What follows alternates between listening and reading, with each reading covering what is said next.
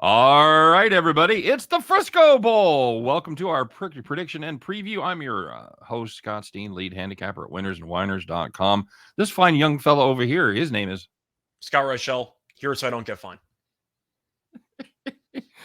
We're changing it up. We're already bored. We're on about the sixth one. We're already changing up the intro for each of us. So there you go, Scott. It's going to be the Frisco Bowl, Boise State and North Texas.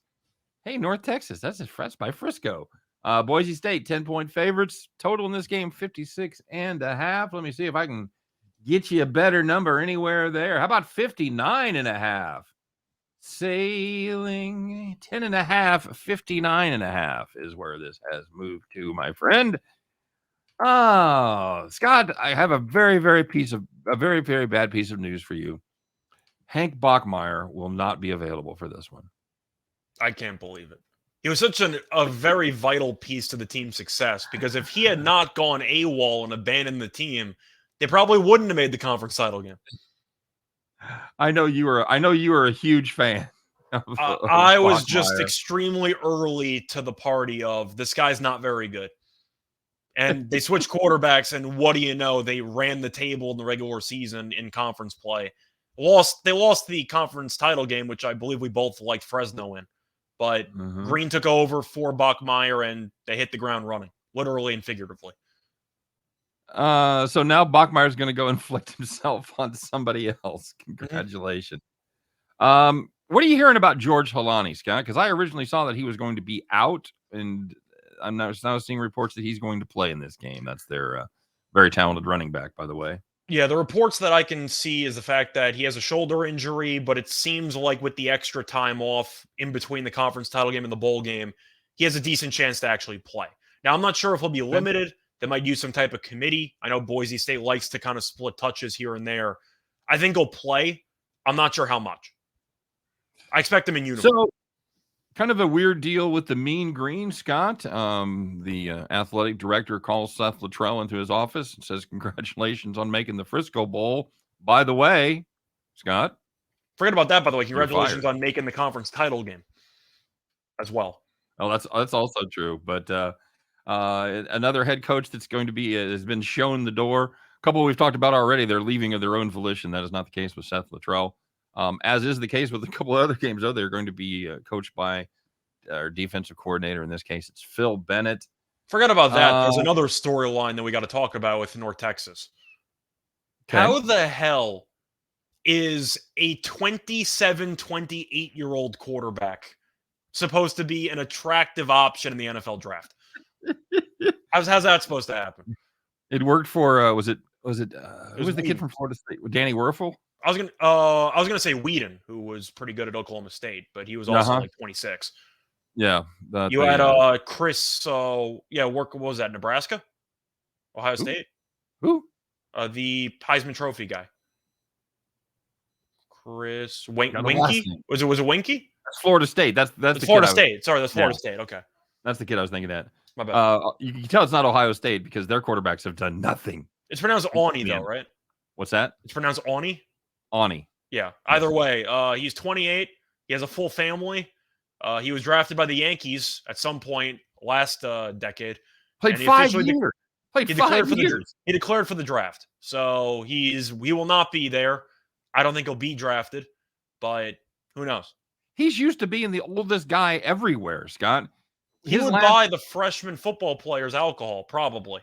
I'm sure he would rent them cars. You know, his last season in baseball, he was playing high A.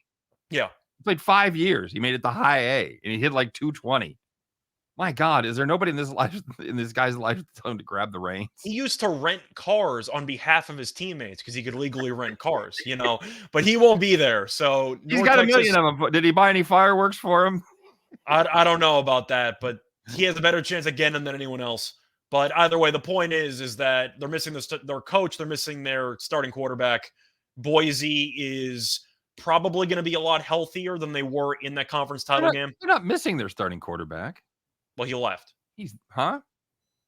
Awney? He left? Yeah, he left. I don't have that in my notes. He declared for the draft. That was my point. Oh, I do not have that. Huh. Okay. Where'd you find that? On the sheet that I sent you. Nope. Not on there, buddy. Yeah, it is.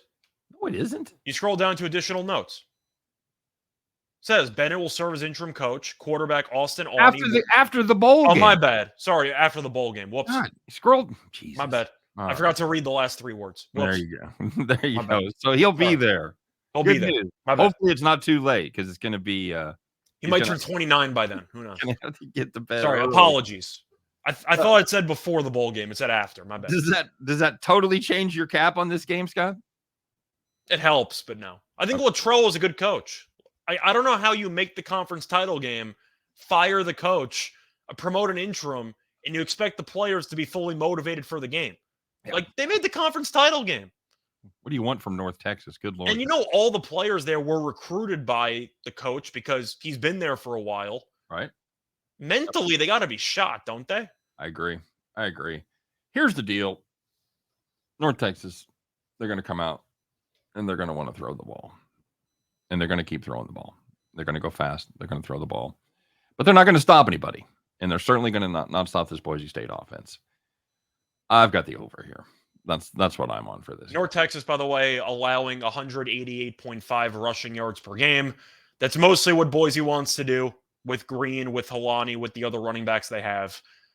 I just think they have too many options. And defensively, Boise State only allowing 18.5 points per game, only allowing 160.7 passing yards per game. Yep. I think it's a really bad matchup for North Texas. I like not ideal. Yeah.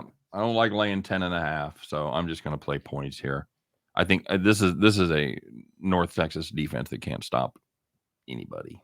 I would rather take the team total for Boise because I do think Boise's defense could give North Texas some problems. In real life, that's probably what I'll play. But okay, in fake life, you'll take the over. For our purposes, I'm going to play the over. I'm not going to lay 10.5. I think North Texas could get a late cover. You think Boise's motivated after losing the conference title game, or do you think that they're just shot after not running the table?